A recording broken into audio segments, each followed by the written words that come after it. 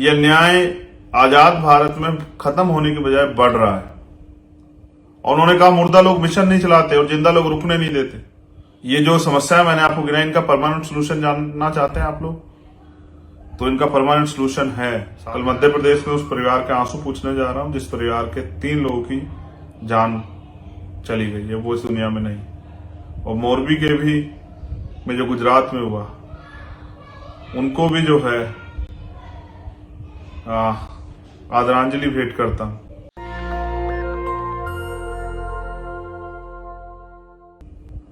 और आज का जो लाइव है वो उसका जो शीर्षक है वो तो आप सभी साथियों ने पढ़ ही लिया होगा कि आज के लाइव का शीर्षक क्या है। पिछले कुछ दिनों में जो अत्याचार बढ़े और उसके साथ साथ जिस तरह से हमें आने वाले कल में काम करना है, इन तमाम तरह की परिस्थितियों का ध्यान रखते हुए और जिस तरह से हमें काम करना है, उन सब पे आज आपसे बात करने के लिए मैं उपस्थित हूं। तो बात की शुरुआत से पहले बहुजन समाज में जन्मे सभी संतों, गुरुओं, महापुरुषों को नमन करते हुए अक्सर मैं उनके नाम लेता हूं, तो मुझे लगता है कि नाम लेने से अच्छा है कि उनके रास्ते पे चलना ज्यादा बेहतर है।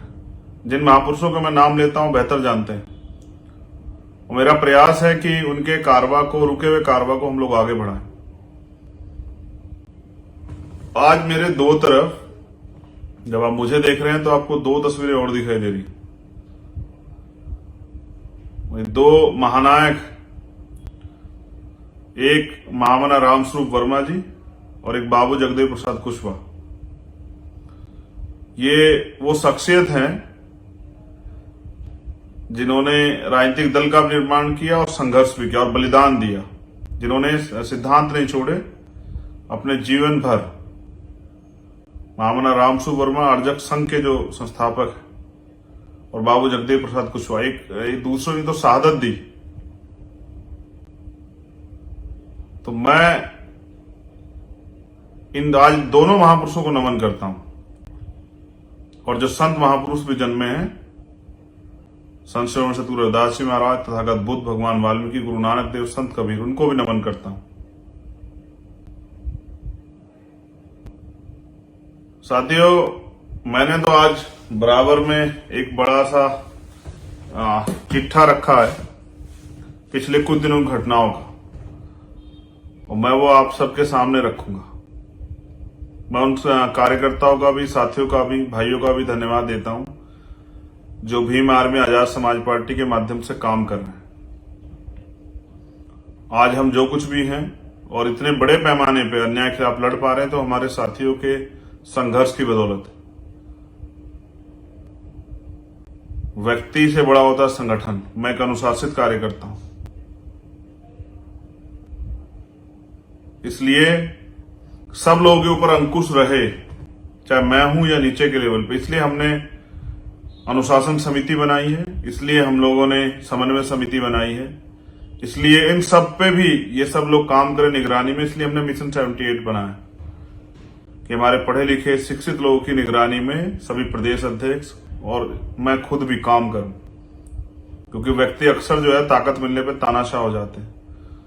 पिछली जो गलतियां हुई हैं उनसे सीख लेके हम लोग काम कर रहे हैं। और अभी मैं लगभग देश के बड़े 1/3 हिस्से में जो है लगभग मैं घूम आया पिछले 1-2 महीने के अंदर, और एक अच्छा माहौल, एक अच्छा संघर्ष, एक अच्छा दिलचस्पी जो है मूवमेंट के प्रति लोगों में है।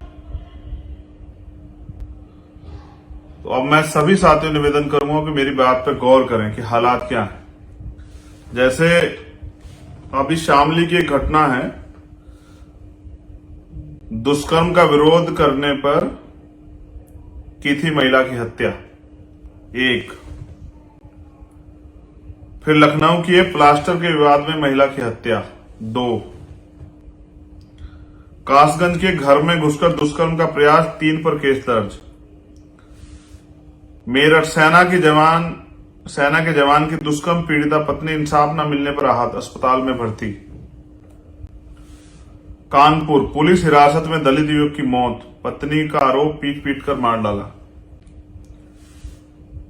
मेरठ चौथी मंजिल से कूदी छात्रा, सुभारती यूनिवर्सिटी, जिस बच्ची से मैं वानिया से के परिवार से मिलने भी गया था।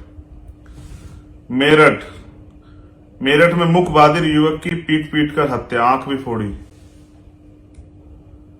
फतेहपुर में पुलिस हिरासत में मौत के बाद हंगामा, 7 पुलिसकर्मियों पर केस।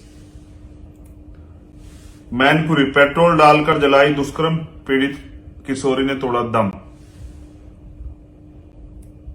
औरैया दुष्कर्म के बाद किशोरी की हत्या, सब खेत में पड़ा मिला, गला दुपट्टे से कसा था, शरीर पर चोटों के निशान। महोबा युवती को बंधक बनाकर सामूहिक दुष्कर्म। कछवा पुलिस ने दुष्कर्मी को छोड़ दिया, इसलिए दे रही हूं जान।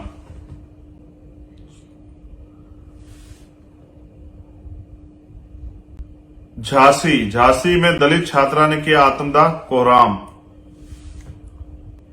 आजादी के 75 साल बाद भी हाथ से मैला उठाना दुर्भाग्यपूर्ण। सीवर में 2 लोगों की मौत से हाईकोर्ट ने डीडीए को लगाई फटकार। जलालपुर अंबेडकर नगर सिस्टम ने ली सामूहिक दुष्कर्म पीड़िता की जान। कुरावली जिंदगी की जंग हार गई कुरावली की बिटिया। लखनऊ आश्रम में महिला से सामूहिक दुष्कर्म का आरोप, 4 पर केस। लखनऊ अगवा कर शिक्षिका से सामूहिक दुष्कर्म। फरीदपुर किशोरी को घर से उठा ले गए युवक, मुंह में कपड़ा ठूसकर किया दुष्कर्म। खोड़ा सेप्टिक टैंक में सफाई करते ठेकेदार व कर्मचारी की मौत। जमशेदपुर मंत्री से बोली मां, छात्रा की मां, पैसे नहीं इंसाफ चाहिए। भोपाल एमपी टूरिज्म दफ्तर में महिला का यौन शोषण, आत्महत्या की कोशिश। आजमगढ़ में दुष्कर्म के बाद 8 वर्ष की बच्ची की हत्या, आरोपी गिरफ्तार। नई दिल्ली 7वीं कक्षा की छात्रा से दुष्कर्म।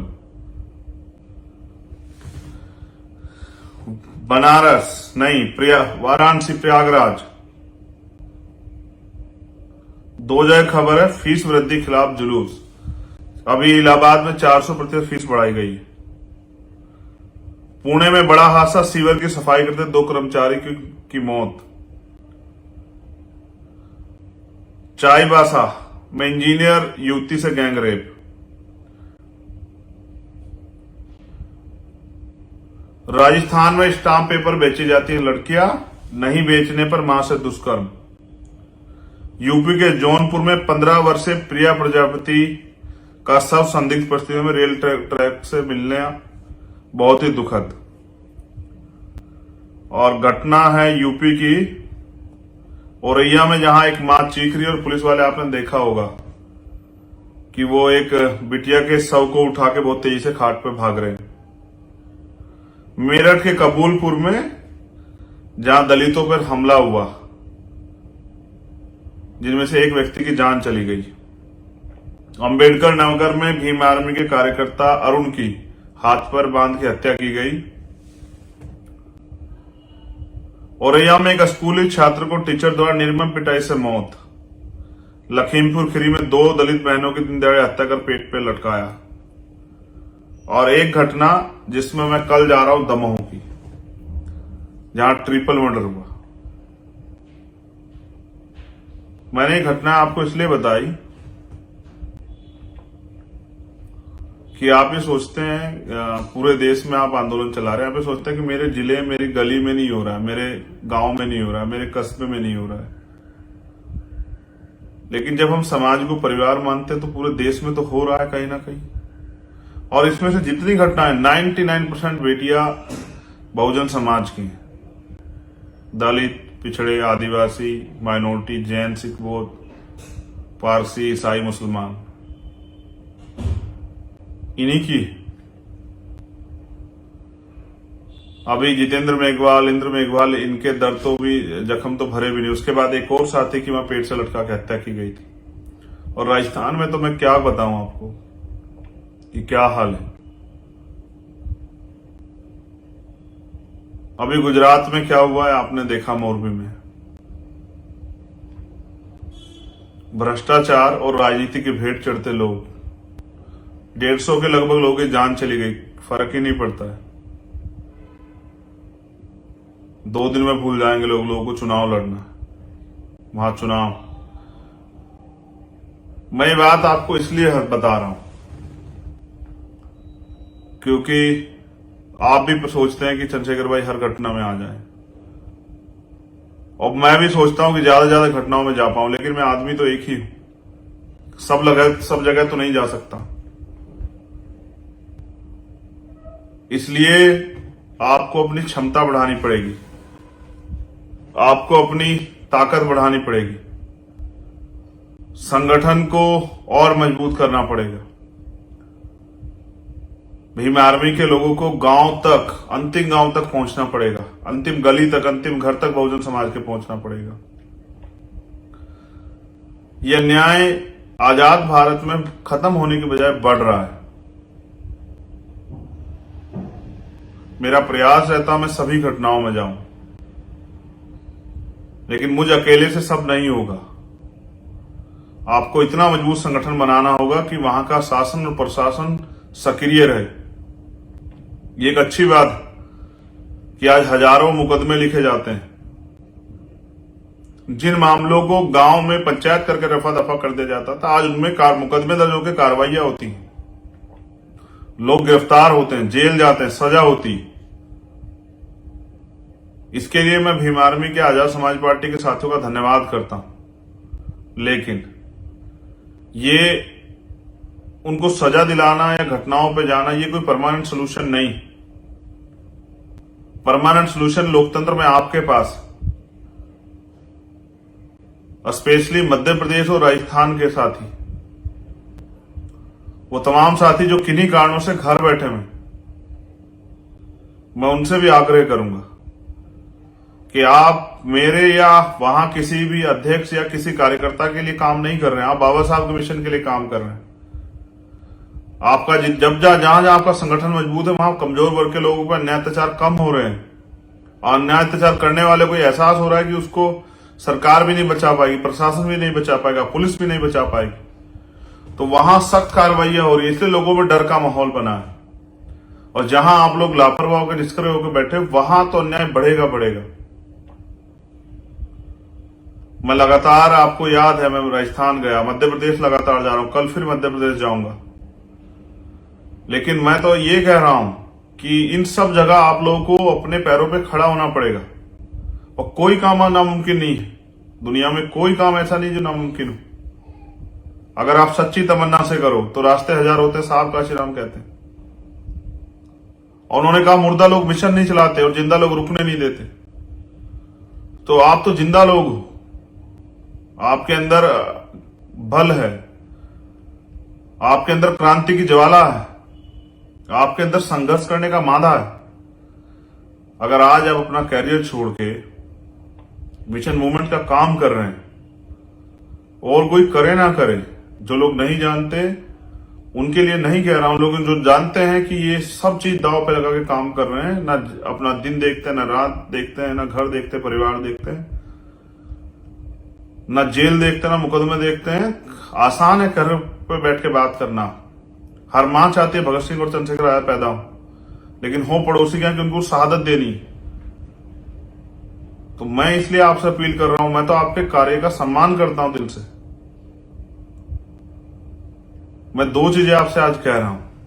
पहली, ज्यादा से ज्यादा भीम आर्मी पाठशालाएं खोलिए, और जब वो मेरे पास उनकी जानकारी आएगी तो मैं उनको ट्वीट करूंगा, उनको फेसबुक से वो करूंगा, और मैं आपका धन्यवाद करूंगा कि आप एक अच्छे काम को अंजाम दे रहे हैं। फिर मैं दूसरी बात इसी कड़ी में आपसे कह रहा हूं कि जो लोग काम कर रहे हैं उनको महापुरुषों को पढ़ने की जरूरत है, ना कि उनको दिया बत्ती करने की, उनके पीछे चलने की। उनको जरूरत है उनकी विचारधारा को समझने की और समझ के उसको आगे बढ़ाने की। जब तक आप उनको पढ़ोगे नहीं, तब तक आप कैसे जान लो किसने 2 लाइन बोल दी किसी महापुरुष के बारे में। जब तक आप बाबू जगदेव प्रसाद कुशवाहा को, मामना रामसु वर्मा को नहीं पढ़ोगे, अर्जक संघ को नहीं पढ़ोगे, आपको क्या पता क्या है। कोई 2 अच्छी लाइन बता देगा, आपको पसंद आ गई, बोलने में अच्छी है, सुनने में अच्छी, लोग तालियां बजा देंगे, विरोधी गालियां दे देंगे, इससे हमारा काम आगे नहीं बढ़ेगा। अगर आपको आज के परिप्रेक्ष्य में राजनीति करनी है, सामाजिक आंदोलन चलाना, तो आपको ताकतवर बनना पड़ेगा, ज्ञानशील बनना पड़ेगा, ज्ञानवान बनना पड़ेगा, इसलिए आपको पढ़ना पड़ेगा। इसलिए मैं अपने सभी साथियों से अपील करता हूं कि जहां कैडर कार्यक्रम चल रहे हैं वहां वो शामिल हो और कैडर लें ज्यादा से ज्यादा, और फिर वो घर पे भी रहते महापुरुषों को पढ़ें। पढ़ने के लिए प्यारेलाल यादव, पढ़ने के लिए मान्यवर काशीराम है, पढ़ने के लिए छत्रपति साहू जी महाराज है, पढ़ने के लिए महात्मा ज्योतिबा फूले हैं, बाबा साहब अम्बेडकर, पढ़ने के लिए पेरियर रामास्वामी नायकर, पढ़ने के लिए संतराम बी प्रजापति हैं। बहुत लोग हैं पढ़ने के लिए, अगर आप पढ़ना चाहो। और एक से एक वीरांगनाएं पढ़ने के लिए, माएं हमारी जो हैं उनको भी नमन। अगर आप पढ़ना चाहोगे, सीखना चाहो, अगर आप वास्तविकता में समाज सेवा के उद्देश्य से, राजनीति और समाज सेवा के उद्देश्य से महापुरुषों कर्ज उतारने के लिए मिशन का काम कर रहे हैं, तो फिर आपको योद्धा बनना पड़ेगा। क्योंकि जब मैदान सजेगा तो भेड़ बकरियां नहीं लड़ेंगी, योद्धा लड़ेंगे। और योद्धा आदमी जो है आज लोकतंत्र में और संविधान के युग में वो पढ़ लिख के बन रहा है। आज आपको शासक बनने के लिए कोई तलवार भाला चलाने की जरूरत नहीं, बंदूक और लाठी चलाने की जरूरत नहीं। हाँ, इनको सीखना चाहिए चलाना, लेकिन आज अब आपको ज्ञान में निपुण होने की जरूरत है। आज आपको राजनीति कैसे होती है समझने की जरूरत है, व्यवहार की जरूरत है। मैं आपसे यह भी अपील करूंगा कि नौजवान साथी किसी भी धार्मिक युद्ध में ना फंसे। कॉन्स्टिट्यूशन का आर्टिकल 25-26 धार्मिक आजादी देता है। हम किसी की आलोचना करके आगे नहीं बढ़ सकते हैं, हम किसी को बुरा कह के आगे नहीं बढ़ सकते हैं, हम किसी का अपमान करके आगे नहीं बढ़ सकते हैं। हम तर्क करें तो अपने समाज को सुधारने के लिए, हम अंधविश्वास पाखंडवाद के खिलाफ आंदोलन चलाएं तो अपने लोगों को सही रास्ते पर लाने के लिए। कभी कभी मैं देखता हूं हमारे साथी फेसबुक पे या तमाम ट्विटर अकाउंट्स पे उल्टा सीधा लिखते रहते हैं लोगों की पढ़ी पढ़ाई बातों में आके। उससे बताइए आपका कौन सा आंदोलन आगे बढ़ रहा है? क्या भीम आर्मी आगे बढ़ रही है, सामाजिक सेवा आगे बढ़ रही है, या फिर आजाद समाज पार्टी आगे बढ़ रही है? तो मैं विशेष अपील करता हूं अपने साथियों से, सोशल मीडिया दो धारी तलवार से बचें। ज्ञान, तर्क और जो महापुरुषों ने बातें की वही लिखें, किसी धार्मिक उस पर टीका टिप्पणी ना करें। हमें एक मजबूत लड़ाई लड़नी है, और जब सभी धर्मों का आजादी है तो सबको अपने धर्म को मानने के अधिकार है। जो लोग इस देश में अभी भी गुलामी का जीवन जी रहे हैं वो क्या धार्मिक को बनाएंगे? तो मैं तो कभी कभी देखता हूं, सोचता हूं कि हमारा रास्ता क्या है और हम जा कहां रहे हैं। ये जो समस्या है मैंने आपको गिनाई, इनका परमानेंट सोल्यूशन जानना चाहते हैं आप लोग? तो इनका परमानेंट सोल्यूशन है, साहब काशीराम ने कहा कि जो शासक वर्ग है उनकी बहन बेटियों पर अत्याचार नहीं होते, उनकी जमीन नहीं लूटता, उनको मूछे रखने पे, घोड़े चढ़ने पे कोई हत्या नहीं करता है। फिर बाबा साहब ने भी कहा पॉलिटिक्स द मास्टर की, राजनीतिक सत्ता वो चाबी जो सारे ताले खोल सकती है। लेकिन यहां तो एक एक वोट वैल्यूबल है। दुश्मन के पास बड़ी मीडिया है, बड़े माफिया हैं, बड़ी मनी है, आपके खिलाफ झूठे प्रचार कर। आपके पास क्या है? आपको तो अपने अंदर क्षमता पैदा करनी पड़ेगी। उनके झूठ का ढिंडोरा पीटने के लिए, उनकी गलतियों को छिपाने के लिए बहुत सारी चीजें हैं, रोज तमाम टीवी अखबारों में चलता रहता है। आपके पास क्या है? बहुत जल्द जो है हम अपना अखबार और पत्रिका शुरू कर रहे हैं, अपनी बातें आम लोगों तक पहुंचाने के लिए, अपने कार्यकर्ताओं को सही जो है गाइडलाइन देने के लिए, उनके जरिए जमीन पे काम करने के लिए। मैं आपसे भी अपील करता हूं कि पॉलिटिक्स द मास्टर की ये कहने से काम नहीं चलेगा। पॉलिटिक्स द मास्टर की इस बात को दिमाग में बिठाने पड़ेगा कि हमें सत्ता की चाबी अपने हाथ में लेनी है, और उसके लिए कीमत चुकाने के लिए संघर्ष करना, मेहनत करनी है, गांव गांव जाके लोगों को जोड़ना है, वैचारिक रूप से लोगों को तैयार करना है, भाईचारा बना के संगठन बनाना है। और बिना संगठन के संघर्ष नहीं होगा। जो साथी सोचते हैं कि अपने आप लोग तब्दील हो जाएंगे, ऐसा नहीं होता है। तब्दील तब होंगे जब जो आप लोगों को जाके बताएंगे। और जो हमारे पढ़े लिखे नौजवान नेता हैं, मैं उनसे भी अपील करता हूं कि वो आगे बढ़े। एक दूसरे को छोटा कहना और सिखाने से अच्छा है वो लोगों के बीच में जाके काम करें। मैं अपनी बहनों से, जो बहन नेता है हमारी, उनसे भी कहना चाहता हूं कि वो लोग महिलाओं के बीच में जाएं, अपनी बात रखें, उनको समझाने का प्रयास करें, उनको बताएं कि आज के हालात क्या है, आपके पास बचा क्या है। कल मैं अधिवक्ताओं के एक सम्मेलन में था देवबंद, वहां परसों उस पर चर्चा हो रही थी। वहां एक साथी ने कहा कि बचा क्या है, आरक्षण है कहां आप लोगों के पास। कभी लेटरल एंट्री, कभी जो है और तमाम तरह से जो 49 शिक्षक भर्ती में हुआ, इस तरह से आपके अधिकारों को हड़पा जा रहा है। आपके लोग कर क्या रहे हैं? मैं भी सोच रहा था कि उनकी बात सही है। उन्होंने ये भी कहा कि आपके लोग लड़ेंगे कब? जब सब कुछ छिन जाएगा।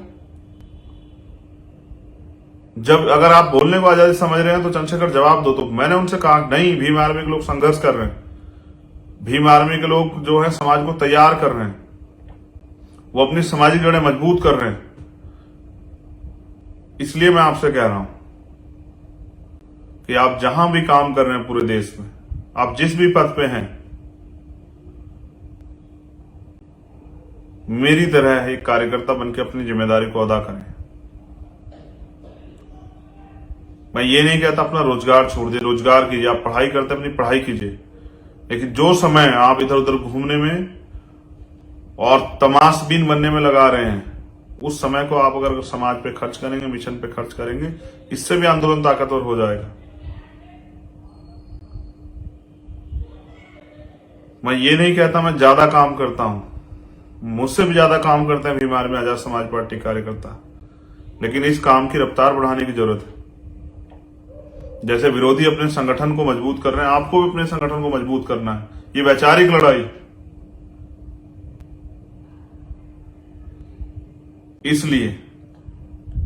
इसलिए मैं आपसे अपील कर रहा हूं, जो लोग काम कर रहे हैं, जो लोग नहीं कर रहे हैं, उनको तो साथ जोड़ लो समझा के, लेकिन जो लोग कर रहे हैं वो तेजी से काम करो। वो आपसी टकराव, आपसी मतभेद, आपसी मनमुटाव में मत पड़ो। जब मेरे जैसा व्यक्ति गांव से उठकर यहां आपके साथ आ सकता है, एक पहचान बना सकता है, तो आप भी बना सकते हैं, आप भी आगे बढ़ सकते हैं, आप भी अपने अंदर क्षमता और ज्ञान पैदा करके समाज का विश्वास और दिल जीत सकते हैं। इसलिए मैं आपसे चाहता हूं, कितनी घटनाएं पिछले कुछ दिनों में आपने देखी होंगे, हाथरस, उन्नाव, कानपुर, मेरठ, हापुड़, बुलंदशहर, बिजनौर, दिल्ली, इतना अन्याय। लेकिन इसके बाद भी कुछ लोग ये सोच रहे हैं कि मेरी बहन के साथ थोड़ा ही हुआ है। तो मैं तो इसलिए आपसे कह रहा हूं कि हम तो समाज को, जो लोग परिवार मानते हैं, मिशन चला रहे हैं, उन लोगों को तो समझना चाहिए कि इस अन्याय को रोकने का सबसे बड़ा अच्छा तरीका यही है कि हम लोग लोकतंत्र में जो अवसर है उसको ना चूकें। इसलिए मैं आपसे अपील करता हूं, जो लोग जिस डेजिग्नेशन पे, जिस पद पे हैं, कोई कार्यकर्ता है, कोई पदाधिकारी, सबसे कह रहा हूं कि आपकी सबकी जिम्मेदारी गांव गांव जाके समाज को तैयार करें। आज के संघर्ष और परिस्थिति के बारे में बताएं कि हालात क्या होगी। आज जिस तरह से सरकार निजीकरण कर रही है, सारे सरकार सिस्टम को बेच रही है, जिस तरह से ईवीएम का दुरुपयोग कर रही है, जिस तरह कोलोजम सिस्टम के हमारे जो है सुप्रीम कोर्ट, हाई कोर्ट से हमें न्याय नहीं मिल रहा है, जिस तरह से अन्याय बढ़ता जा रहा है, जिस तरह से आप देखो किसानों मजदूरों के हाल है, अगर आप इस अन्याय को रोकना चाहते हैं तो आपको ताकतवर बनना पड़ेगा, एक बड़ी लाइन खींचनी पड़ेगी।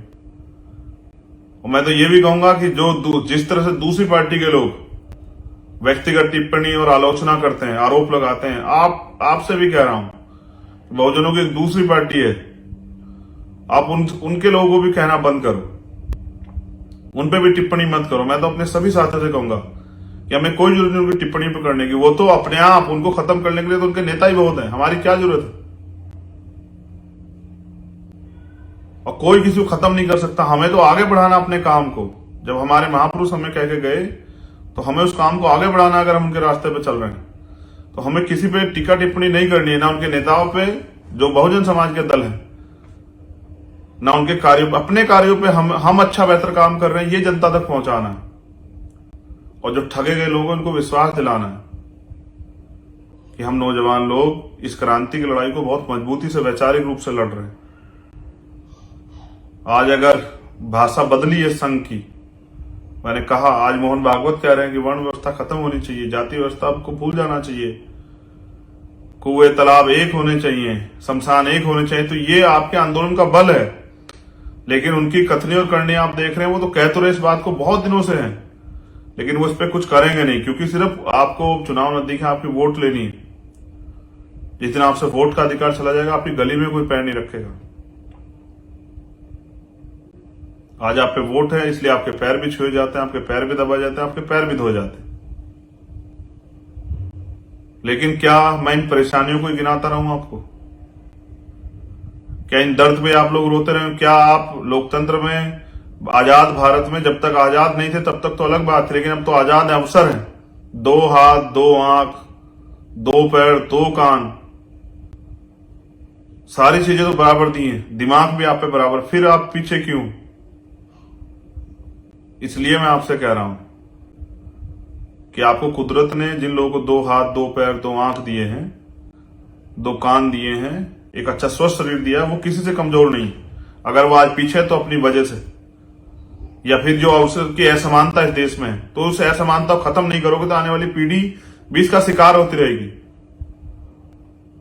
अगर आप चाहते हैं आपकी आने वाली पीढ़ी सम्मान से जिए, तो संघर्ष करें और दिल लगा के मेहनत करें, जमकर मेहनत करें। और अगर आप ये सोचते हैं कि आने वाली पीढ़ियों की जिम्मेदारी आपकी नहीं, वो गुलाम बने या देश में रेंग कर जिए या सुविधाओं के बिना जिए, तो फिर आप आराम से पढ़ के सोएं। मैं अपने अधिकारी कर्मचारियों से भी कह रहा हूं कि वो भी इस आंदोलन में, क्योंकि वो बुद्धिजीवी समाज है, वो भी भागीदारी करे।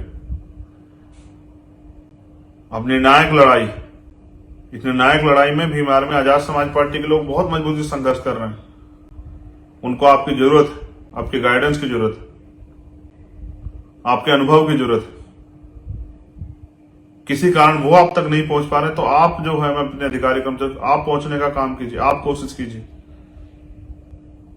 मुझे भीम आर्मी के, आजाद समाज ईमानदार कार्यकर्ताओं पे बड़ा गर्व कि वो बिना स्वार्थ के और बिना किसी आर्थिक मदद के वो संघर्ष कर रहे हैं। मैं उनसे कहता हूं उनकी कुर्बानियां व्यर्थ नहीं जाएंगी, इतिहास उनको याद रखेगा।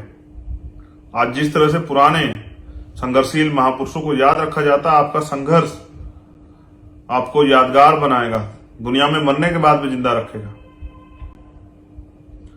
मैं आपसे अपील करता हूं, गांव गांव जाके संगठन को मजबूत करें, लोगों को जोड़ें, तोड़ने का काम ना करें, अपने व्यवहार से किसी को अपमानित करने का काम ना करें। ज्यादा से ज्यादा लोगों के बीच पहुंचे, उनकी परेशानियां सुने। हमारे लोग कम जा रहे हैं, विरोधी लोग ज्यादा जा रहे हैं, उनको बेवकूफ बना के ठगने का काम कर रहे हैं।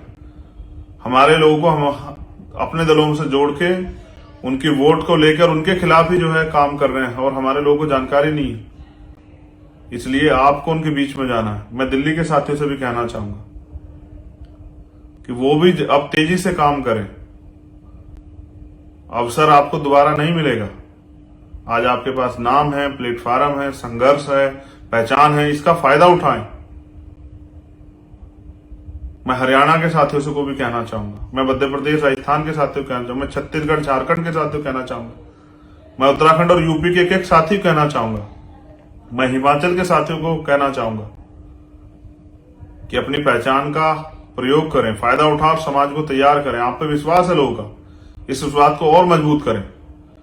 मैं पूर्वांचल के साथियों से भी कहना चाहता हूं, गांव गांव जाएं, अपने विचार और अपनी बातों को लोगों के बीच में रखें, और अगर कोई समस्या आ रही है तो महापुरुषों को पढ़ें।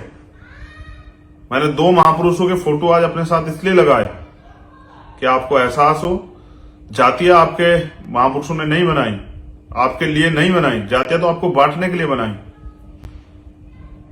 इसलिए आप याद रखें, जिस भी महापुरुष ने संघर्ष किया है उसको आप याद रखें।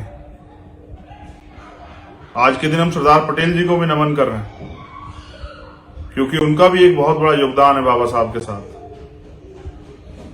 जैसे जैसे इतिहास की आपको जानकारी मिलती रहे, आप ज्ञान कहां से मिलेगा? वो पढ़ने से आएगा, जानने से आएगा, सीखने से आएगा, बोलने से आएगा, सुनने से आएगा। तो धैर्य के साथ आगे बढ़ते रहें। आज आपके काम की सराहना हो रही है पूरे देश में। आज आपके संघर्ष के लोग मिसाल दे रहे हैं। जो कुछ साथी स्वार्थ के साथ काम कर रहे हैं, उनसे अलग जो लोग निस्वार्थ भाव से काम कर रहे हैं, उनसे भी मेरी अपील है। जो साथी किन्हीं कारण घर बैठे, उनसे मेरी अपील,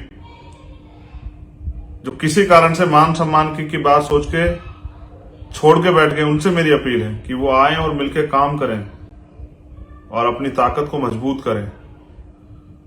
और साहब कहते थे दूसरों के महलों से अच्छी होती अपनी झोपड़ी। ये जैसा भी आपका घर, उसको आपने बना के तैयार किया, इसको ताकतवर बनाएं। कभी तो मौका दें इस अन्याय में हंसने का, खुश होने का।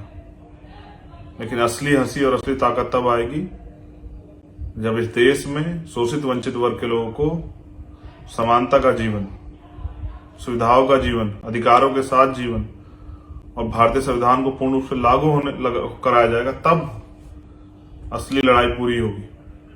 आपने मुझे सुना, आप सभी का धन्यवाद। मैं दोबारा से भीम आर्मी के एक एक समर्पित कार्यकर्ता का, आजाद समाज पार्टी एक एक समर्पित कार्यकर्ता का धन्यवाद देता हूं कि वो काम कर रहे हैं। और मेरी सब पे नजर, जो अच्छा कर रहा है उस पर भी, जो नहीं कर रहा है उस पर भी, और जो गलत करने का प्रयास कर रहा है उस पर भी। और इसलिए मैंने अनुशासन समिति से कहा कि ध्यान रखो, जो भी कर रहा है रिपोर्ट बना के तो उस पर कार्रवाई करो। कोई एक आदमी दूसरे कई लोगों को डिस्टर्ब कर रहा है, उस पर कार्रवाई करके उसको हटाओ, या फिर उसको सुधरने का मौका दो और सुधरे तो अच्छी बात है। तो पुनः सादर जय भीम, जय भारत, नमो बुद्धाय, जय मंडल, जय जोहार, जय संविधान। आप सभी के लिए मंगल कामना, संघर्ष कीजिए। कल मध्य प्रदेश में उस परिवार के आंसू पूछने जा रहा हूं जिस परिवार के 3 लोगों की जान चली गई है, वो इस दुनिया में नहीं। और मोरबी के भी में जो गुजरात में हुआ, उनको भी जो है आदरांजलि भेंट करता हूं। कितने ही तो बच्चे थे इस धर्म के निवाले बन गए। धर्म इंसानों के लिए, इंसान धर्म के लिए नहीं।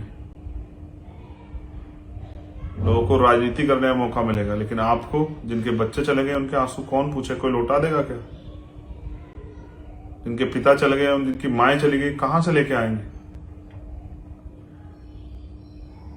तो इस अंधविश्वास, पाखंडवाद से बच के अपने अधिकारों का प्रयोग करके आगे बढ़ते रहिए। जय अर्जक, जय मंडल, जय भीम, जय जोहार।